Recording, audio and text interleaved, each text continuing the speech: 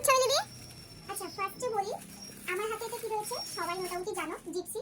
তো জিপসিটা আমাদের এখানে পাওয়া যায় না। যে ফ্লাওয়ার শপ থেকে আমি ফ্লাওয়ার আনি তাকে আমি অনেকবার রিকোয়েস্ট করেছিলাম আনতে। তো আমার যে ব্রাইড তার মানে জিপসিটা খুব পছন্দের ছিল, আর জিপসির এত দাম, একটা একটা বান্ডেল মানে যেটা হয় ওটা 700 800 600 এরকম দাম ছিল। ফাইনালি এটা কমে একটু পেয়েছি, তো ওই জন্য নিয়েছি। আর ব্রাইডের জন্য এই যে ফ্লাওয়ারগুলো আমরা আগে থেকে রেডি করে নিয়ে দিলে কি হবে, ওখানে আমাদের টাইমটা অনেকটাই বাঁচে এবং সুন্দর করে আমরা বান ক্রিয়েট করতে পারি বা ফ্লাওয়ারগুলো দিতে পারি।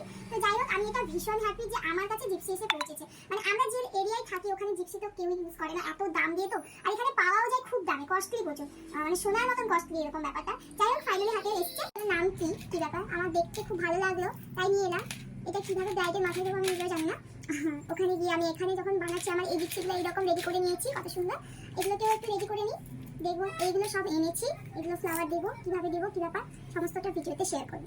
সময়ের অভাবে আমি ঠিক মতন করে ভিডিও করে দেখাতে পারলাম না। এইভাবে অ্যাটাচ করেছি এবং পরে যে ফ্লাওয়ারটা শাড়ির সাথে কি সুন্দর ম্যাচ করেছে দেখো, এইভাবে ওকে রেডি করেছিলাম। তোমরা যারা একটা ব্রাইড রেডি করতে গেলে আমাদের অনেকটা টাইম লাগে, তাই ফ্লাওয়ার রেডিটা বেশি ইম্পর্টেন্ট। তো আগে থেকে তোমরা যদি এইভাবে রেডি করে রাখো তাহলে খুব ভালো। ফ্লাওয়ারের ট্রিকটা কেমন লাগলো তোমরা অবশ্যই জানিও। আই হোপ ভিডিওটা ভালো লাগলো। এরকম নতুন নতুন ট্রিক আমাকে ফলো করে